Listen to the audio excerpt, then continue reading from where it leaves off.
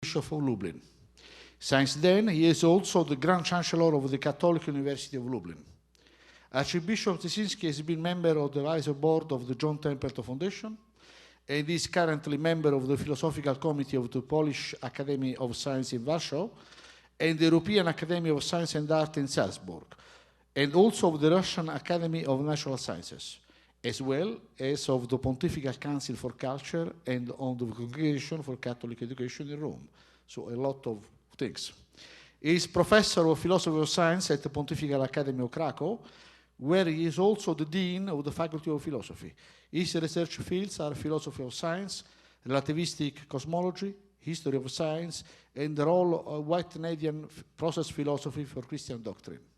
He is doubtlessly one of the leading personalities worldwide for the dialogue between science and faith, and a convinced defender of evolution theory in the Catholic milieu, what is quite good. He is author of more than 50 books and more than 300 papers in many languages. Among his most important publications are Christian Inspiration in the Rise of Modern Science, God and Evolution, Basic Questions of Evolutionary Theism, and in 2006, Archbishop Zycinski published God and Evolution, Fundamental Questions of Christian Evolution in English. Among his numerous papers in English, his Evolution and the Christian Thought in Dialogue according to the teaching of John Paul II is here to be recalled. So let us warmly thank Archbishop Zycinski and give him the word for this lecture on evolutionary theism and the emergent universe. Thank you.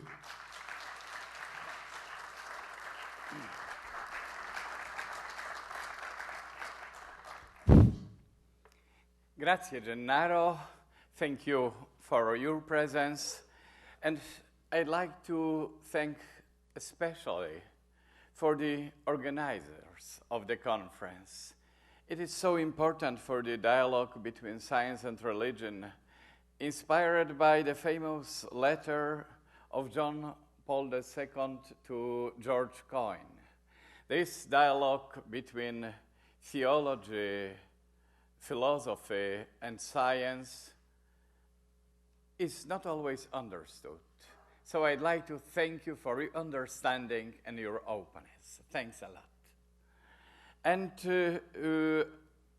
in my paper today, I would like to present the evolutionary framework referring to three levels: evolution, also on a scientific level; emergence, understood metaphysically; and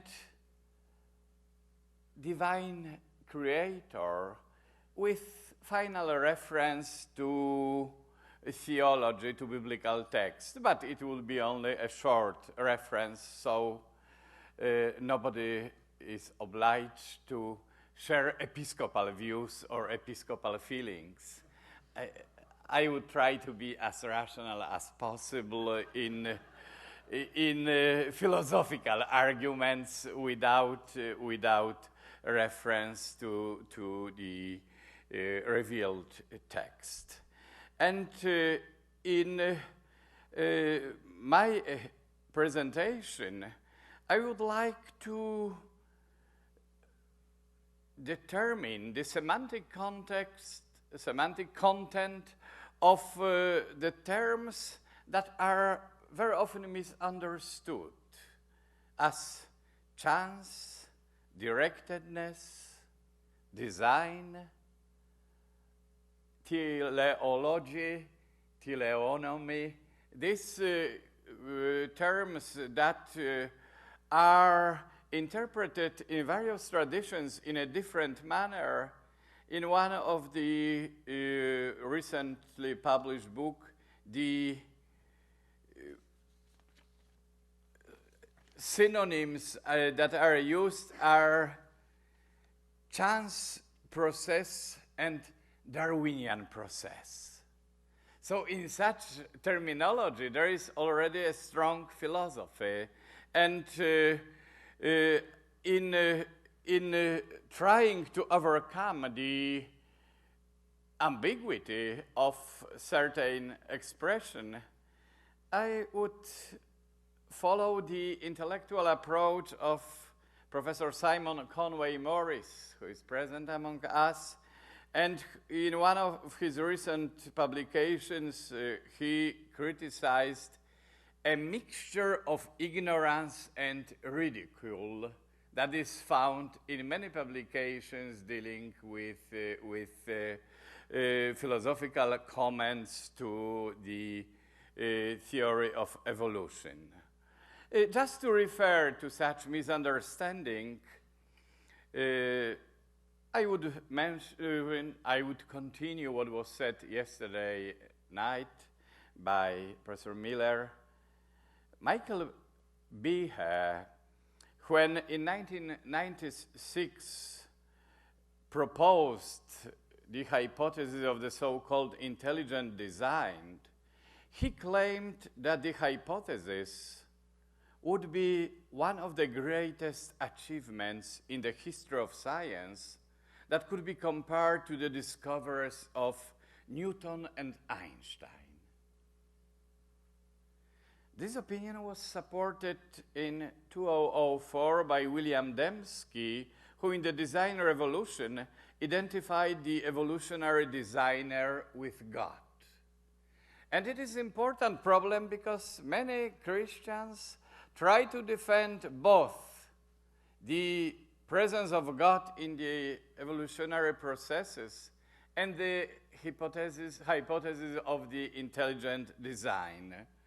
Behe himself was much more cautious when, in his later publications, he admitted that the cosmic design of evolution must be the work of satanic power, or even of mysterious forces described in the New Age ideology. In the Edge of Evolution, Behe proposed a radical revision of his earlier views. He didn't claim that the intelligent design is an Einsteinian revolution, but just declared that we could accept in his framework the biological principles of the theory of evolution, except for the stochastic interpretation of genetic mutations. Later, he again revised his views, and now he claims that genetic mutations are not stochastic in nature, but they are guided by the evolutionary designer. So there is an element of guidance in the stochastic processes. We will refer to it later, but unfortunately, this approach and this philosophy developed by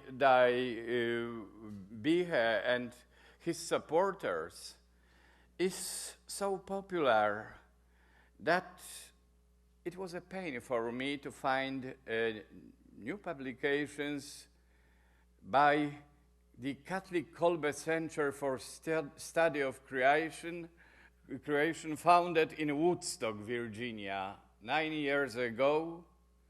They claim that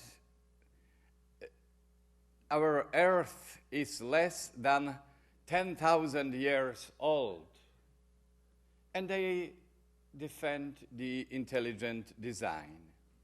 What is specifically painful, it is that they refer already in the name to Father Maximilian Kolbe. Maximilian Kolbe, because before his martyrdom in Auschwitz, referred to science and technology as far as it was possible. He used printing, press, radio, broadcasting systems, just to to spread the gospel of Jesus Christ. And now his name is used by the founders of the Centrum in Woodstock, as a symbol of religious opposition to modern scientific discoveries. That's painful, but in this context we have to refer to the content of the famous letter of John Paul II to George Coyne, the letter in which the Pope argued that two important domains of human search for truth, science and religion, should continue to enrich, nourish, and challenge the other to be more fully what it can be and to contribute to our vision of who we are and who we are becoming. And this challenge, it's our intellectual duty.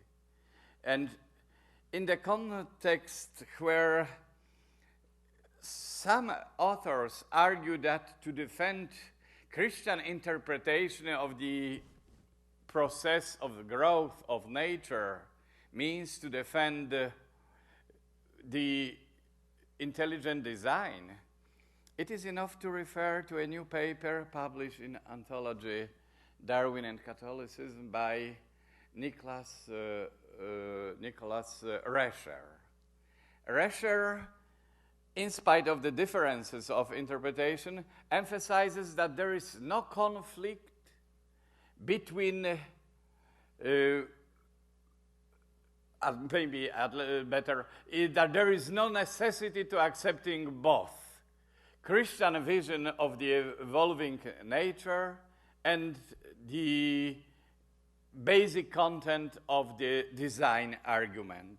And he argues that it is a profound error to regard the evolutionary theory and the design hypothesis as conflicting and incompatible. He suggests how to accept the design argument and not to accept Christian vision of the evolving nature. So the design does not imply Christian understanding of evolution. What is important in present debate, it is reference to the ideas developed by William Paley. We will discuss it tomorrow in our program. There is a special place. And this metaphor of the blind watchmaker, developed, among other authors, by Richard Dawkins in his famous bestseller, was presented by Paley in the time when reference to traditional clockworks was a basic method of the measurement of time. Now we do realize that a clock must not be necessarily a set of wheels, but the measurement of time may be based on geological stratification or radioactive decay. So why to use watch as a basic message of Christian vision of nature? The watchmaker metaphor may seem to be psychologically suggestive. Its information value, however, disappears when we propose the metaphor of a geologist or radioisotope expert. And in arguments where in the past a simple opposition between mechanistic and later deterministic interpretation of nature was applied, now instead of one deterministic vision, there emerges a vast spectrum of explanation patterns that has not been previously considered. And in this framework, one of the possibilities is created by admitting existence of the systems which are neither deterministic nor teleological, but using the expression introduced by William Steger of the Vatican Observatory, they are open teleonomic systems. This approach introduces possibility of new interpretations, recognizing, for instance, the importance of the so-called deterministic chaos. It is of deterministic non-random systems that behave as seemingly random ones. In this framework, there are new possibilities of explanation for evolutionary processes, and after discovering these possibilities, Richard Dawkins admitted that his famous bestseller, The Selfish Gene, which started large debate on the role of the selfish gene in biological evolution, may have as well be entitled The Cooperative Gene. When selfish and cooperative is the same, nothing could be something. And all interpretations could be admitted as accessible. And in such a context, there emerge many problems. Very often, the basic threat toward the evolutionary theory, the accusation formulated by Christian authors, deals with the so-called blind forces in evolution. And the opposition is introduced between God the Creator, who takes care of the evolving nature, and blind forces in which there is no place for divine providence, and something happens only by chance. After discovery of the deterministic chaos, the situation changed, and what seemed chaotic in earlier debates seems now deterministic, rational, ordered. So there must be revised our concept of chance and probabilistic events that are to play the main role in the process of evolution. And I would like to emphasize that the so-called chance or accidental random process are also subordinate to necessary connections. The so-called blind chance is neither blind nor chance. Why? In philosophy of science, in recent years, there were many publications dealing with the so-called revolution in probability theory. And in this context, very important theses were formulated, for instance, that important property of the evolving natures could be found in the so-called probabilistic compressibility of the universe. What does mean compressibility of the universe? When we take into account a single event, it could seem accidental, non-determined, random. But when a series of such events is regarded by us, we discover that the processes that earlier appeared accidental, uncoordinated, blind, on a greater scale begin to reveal internal relations, described in the language of the theory of probability. So what seemed accidental, random event is no longer accidental. The same expression of the revolution in probability theory deals with the so-called algorithmic compressibility of nature, where the universe not algorithmically compressible, its every state would require a separate description, and it would be impossible to use the general expressions that would also refer to the future yet unrealized processes. So, probabilistic compressibility, algorithmic compressibility of nature express these properties of the evolving nature that earlier seemed to be accidental, random, independent of any form of rational ordering.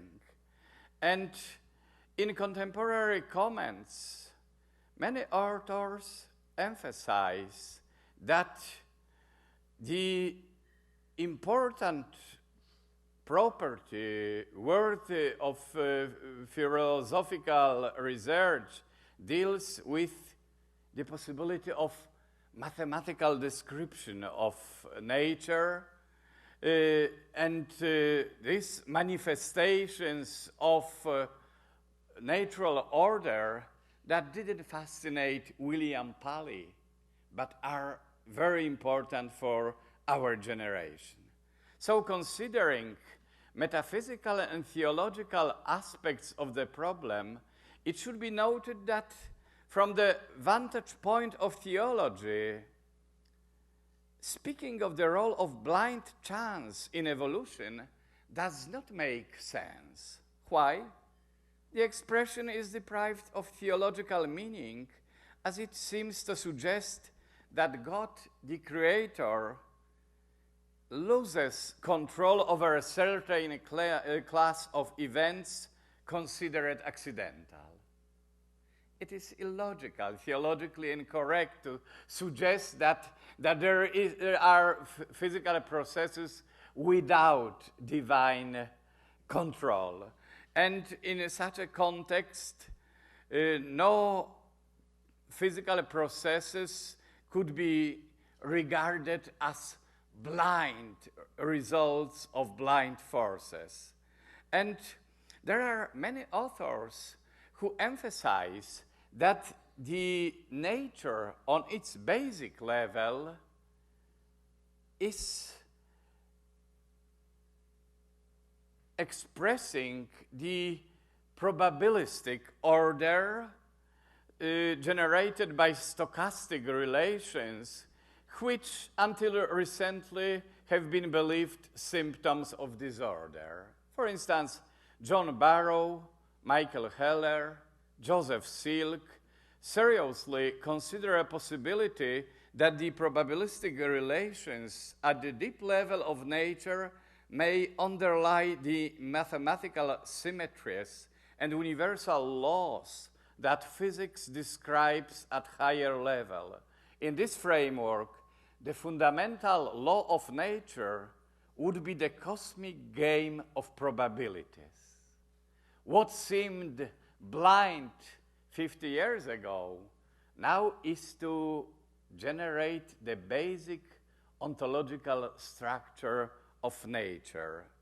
And in such a context, there is a need for new philosophical interpretations, because certain concepts were criticized as anthropomorphic, certain as ambiguous, for instance, purposiveness or teleology. There were long debates among European authors whether human intentionality is necessary to regard something as purposive or teleological in its structure. And in such a context, when basic concepts seem risky and various research centers interpret them in a different manner, there is a need for new concepts that would eliminate former differences in opinion. And as such basic concept, I would propose the term emergence. There is a spectrum of possible theories of emergence, but there is also a precise definition how this very concept is understood by particular authors. And the essence of philosophical emergentism, conceived of very often as denial of reductionism, could be expressed in the most compact form in words: if emergence exists, absolute reductionism fails. It means that not all physical processes could be explained by reference to the processes of more fundamental level. The emergent structures are more than the sum of their parts, because the emergent order will not arise if the various parts are simply coexisting. The interaction of these parts is central. It was already told today by Professor Sandra Mitchell, and the questions dealing with hydrogen and oxygen asked by Professor Ayala dealt with this question concerning a relatively new philosophical contribution. Emergence implies the appearance in the evolutionary process, the more organized systems that display properties non-existent in the earlier stages of cosmic history. And it is possible to define it precisely in the terms of reference to the so-called supervenience and subvenience. It is another long series of definition.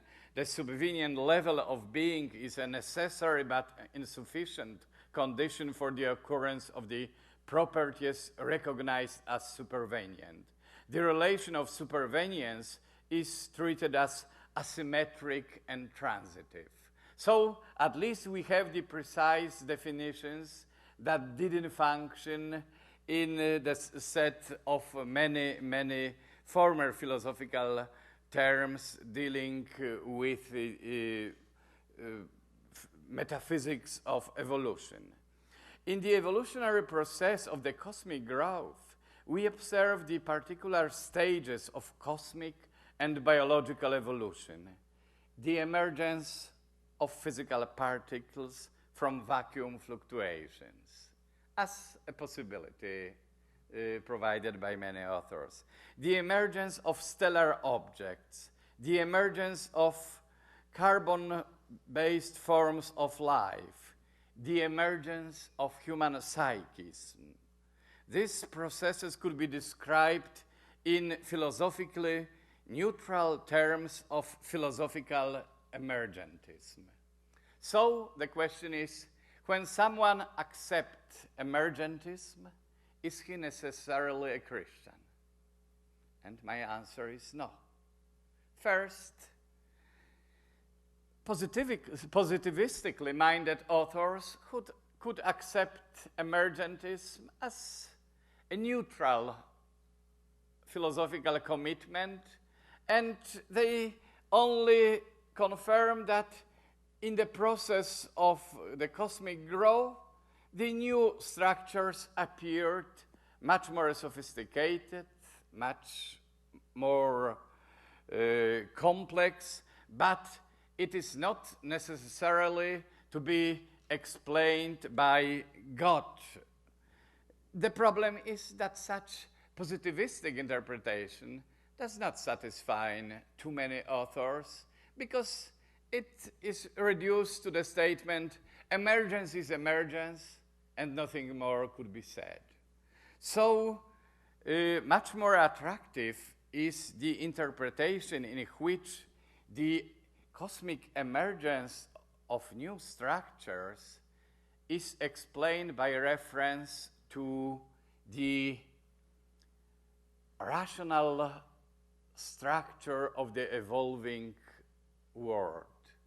And such a structure, by various authors, is called, for instance, the dynamic nomic structure of the world. Nomic structure or nomological structure, it is a well-known expression. Many other authors argue this emergence of new structures could be explained thanks to the existence of the field of rationality. And this nature that could be described mathematically is regarded as a field rational, described by, in terms of universal laws, and such a structure by theologians is very often called the divine logos. So, to explain philosophically this emergence of cosmic structures, if one does not refer positivistically only to the very fact of the emergence, one brings terms that are so close to Christian tradition because they refer both to the immanent God present in the laws of nature and to the God who is transcendent and expresses his presence in the cosmic processes that are not actualized yet. And this question is discussed within the framework of evolutionary emergentism, where now the so-called top-down interactions are discussed. The term was used already by Gennaro Auletta. Instead of top-down influence, the expression downward is used. And as an alternative in the evolving nature, there is also bottom-up interaction, which could be described in deterministic terms of the past. But what does mean this top-down or downward interaction? In metaphysical terms, you could refer to the Teilhard de Chardin at his reference to omega point of the evolution. In physical terms, you could refer to the physical attractor that was already mentioned by Gennaro today.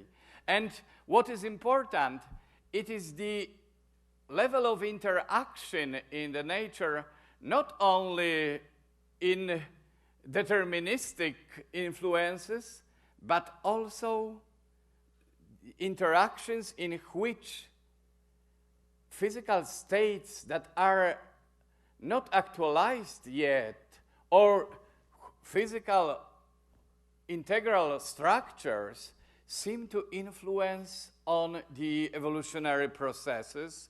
And as examples of such influence are provided sugar fermentation, nucleosynthesis in the cosmos, an influence of the holistic structures on their components, an influence of the mind on numerous functions of the body.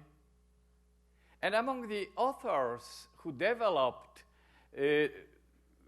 interpretation of these two-directional dependencies, there are George Ellis, Paul Davies, Arthur Peacock, Theodosius Dobzhansky, and among present among us, Professor Francisco Ayala. In their publications, we find these ideas in which the process of the evolving nature is interpreted by taking into consideration two types of influences, bottom-up determinants and top-down.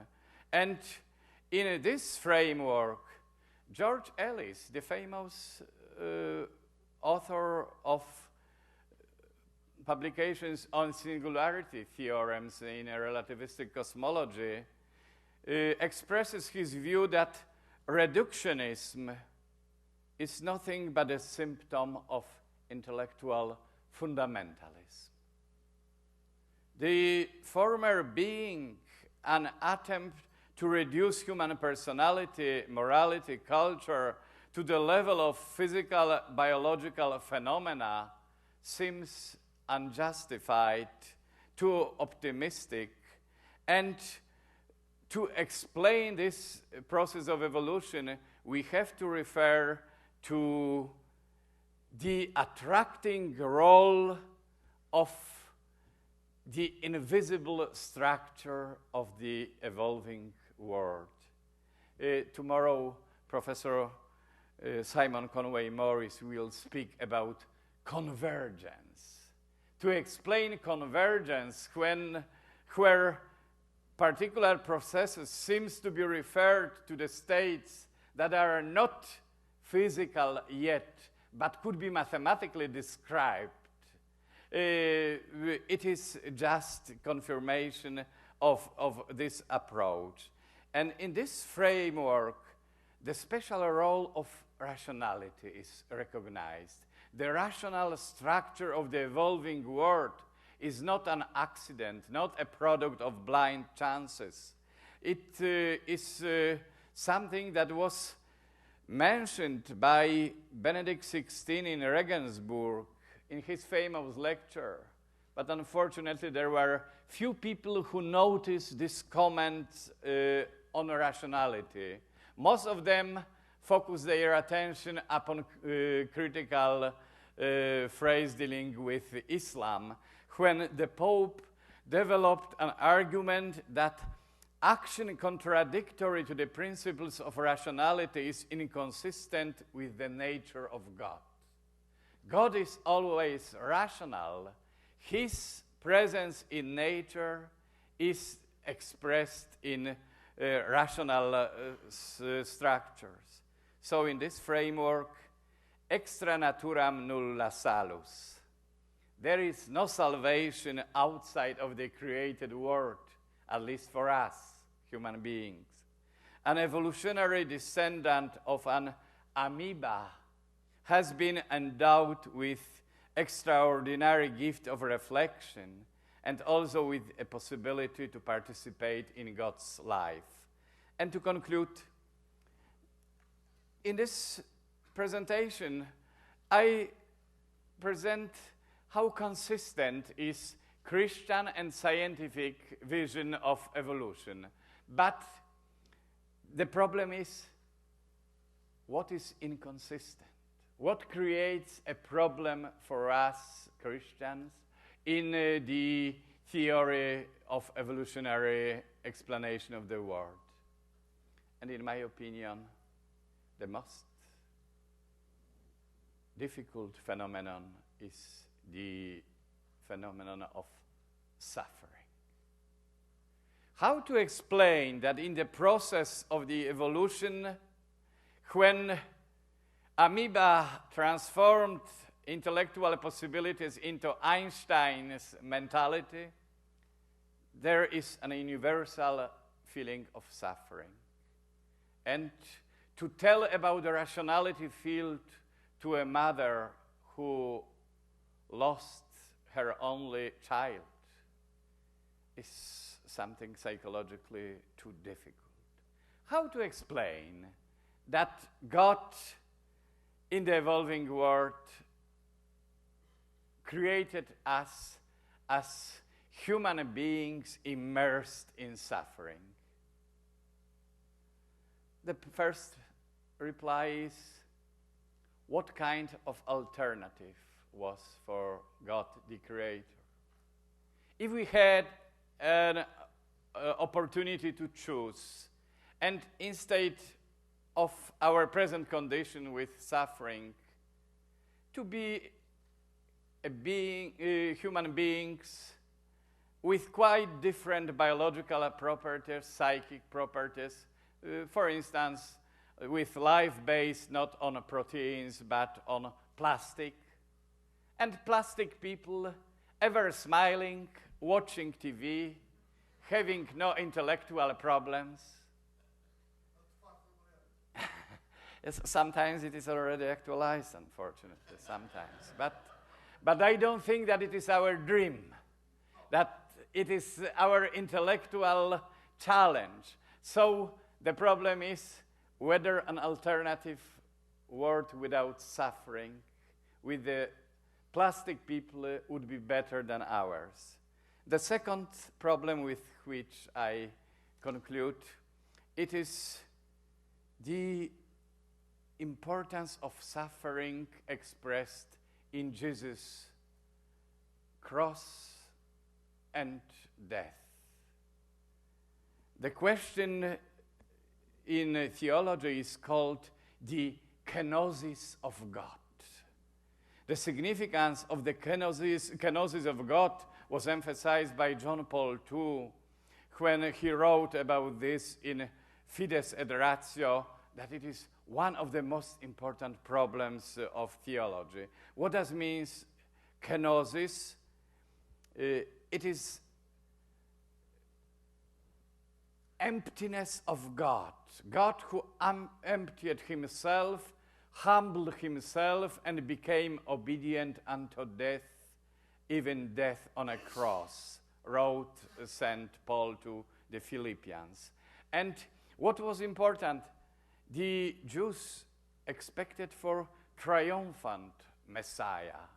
They thought that the promised Messiah, when will come, will be a man of power. And Jesus has chosen quite different mission. Had he abandoned the kenosis, then he probably would be born in Rome, on Jerusalem, not in Bethlehem. In this alternative life, he could be triumphant Messiah, but he has chosen humility and suffering and meekness. We know that God does not cease to love human beings, and that in spite of his suffering, the role of God's solidarity with human beings was expressed in Jesus' death on Golgotha. The God, canonically hidden in nature, engages us in the process of evolution, which on the level of human existence manifests itself above all in the sphere of culture, when the role of suffering is recognized as very special. So, to end, in the emerging reality of cosmic growth, our pain is not eliminated, but it receives a radically different meaning. Maybe the discovery of the hidden meaning of human suffering has been a duty also for our generation. The sense of rationality can be discovered both in the immanent divine logos and in emerging structures of the evolving universe, in which the new meaning of human suffering could be found. Thank you for your attention.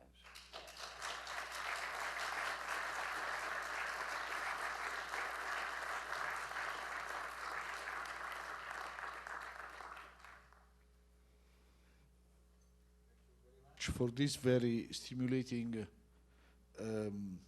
talk, and so there are surely a lot of questions, please.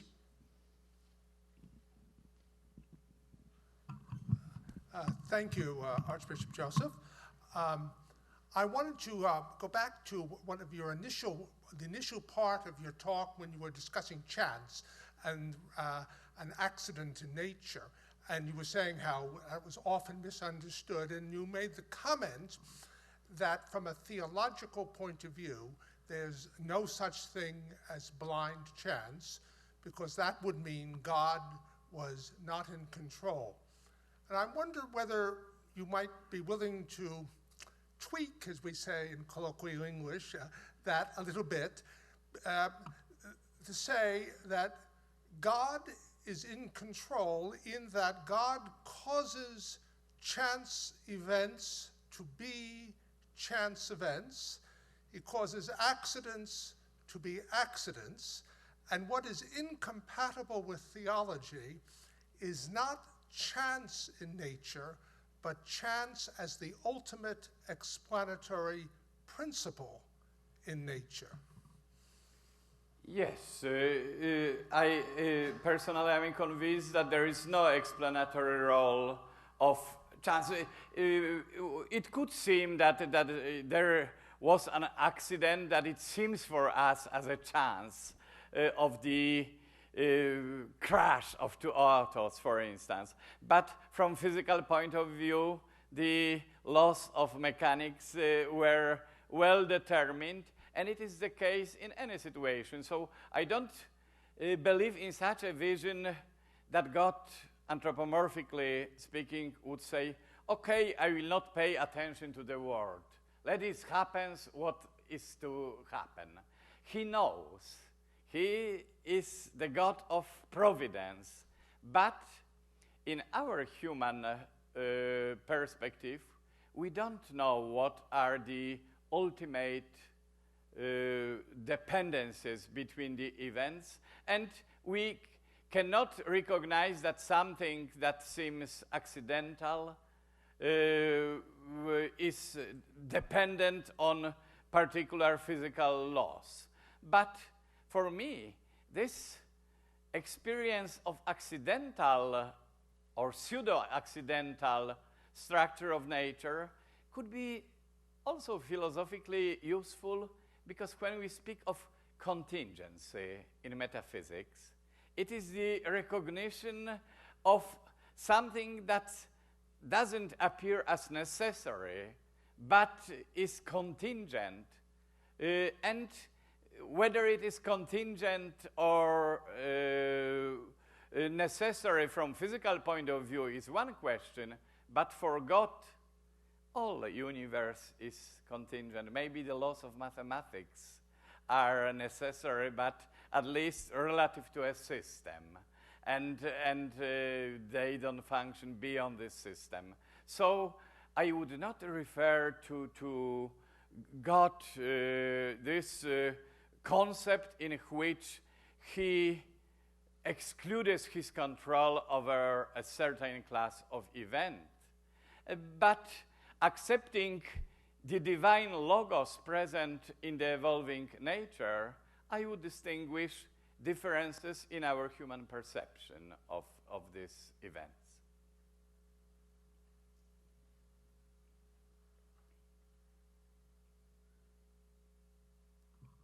Richard Krupp, Diocese of Lansing.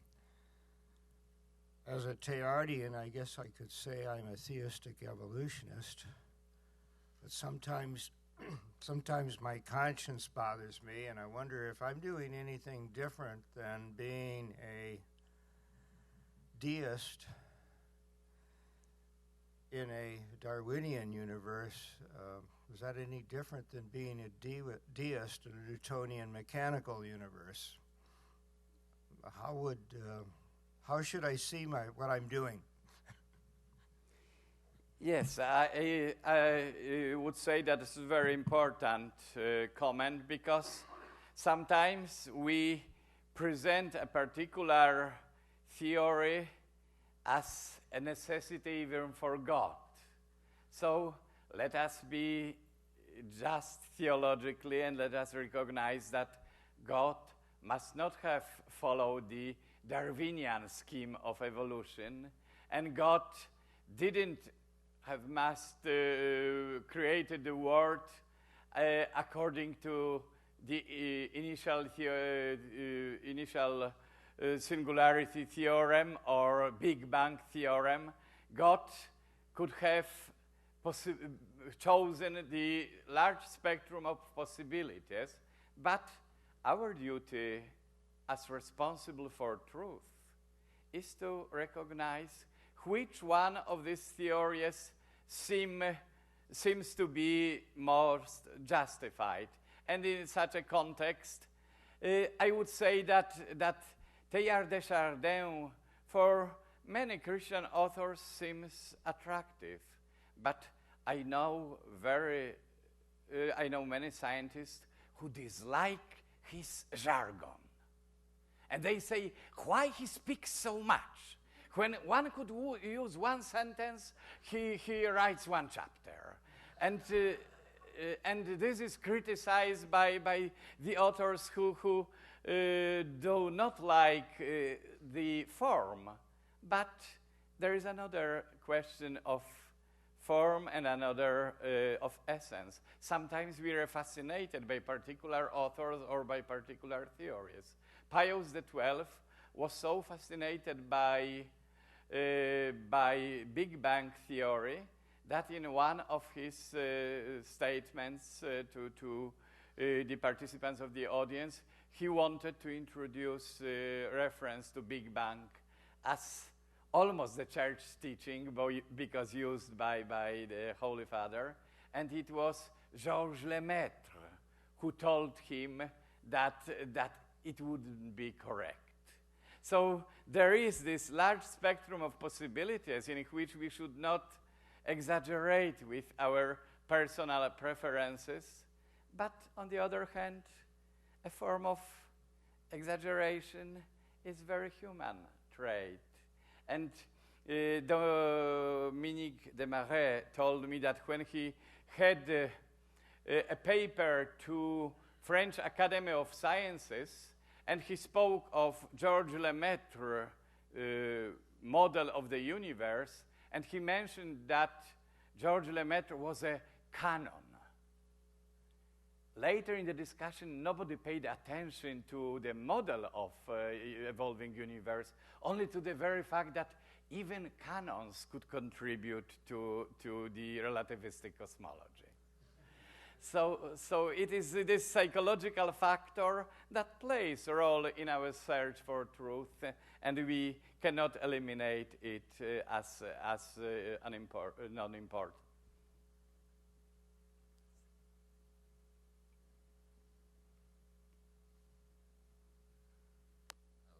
Phil Sloan from Notre Dame. It seems that there's two basic models that we could speak of in terms of some of the ways of reconciling the Christian theological tradition and the evolutionary theory. One of them is in the direction of sort of process theologies that make God immanent in nature and even an emergence here. The other one that I will say it's been more attractive to me, but I'd just like to have you comment on this, would be, you might say, a more Augustinian view in which God is outside of time and space. The question is the continuous creation of the universe from moment to moment, which doesn't have its own account, and it isn't trying to involve the divine in this temporal process, but is simply saying that this is really outside of the spatial temporal domain. Now, I'm taking your statement as being more really in favor of the more process theology account, but I just wonder if you would comment on this as versus the one which I said would be a sort of an atemporal. It's really not even concerned with the question of space and time, but and I guess to be a more traditional Augustinian view, but maybe you could comment on that. Thank you so much. Yes, I would say that among the Catholic authors, St. Augustine is specifically close to my intellectual tradition.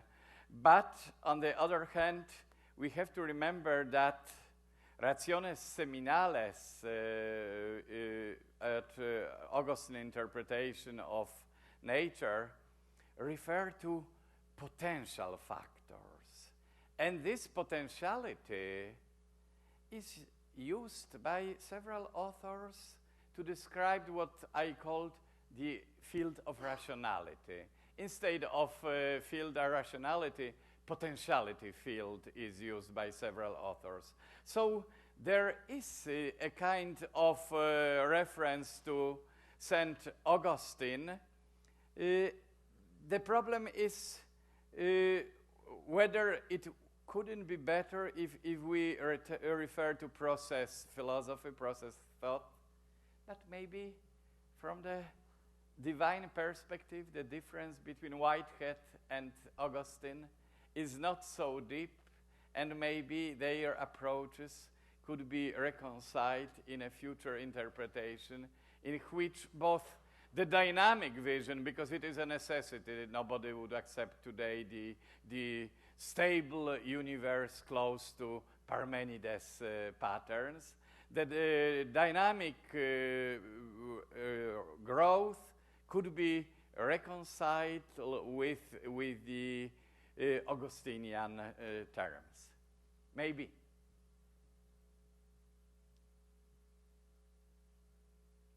Further questions?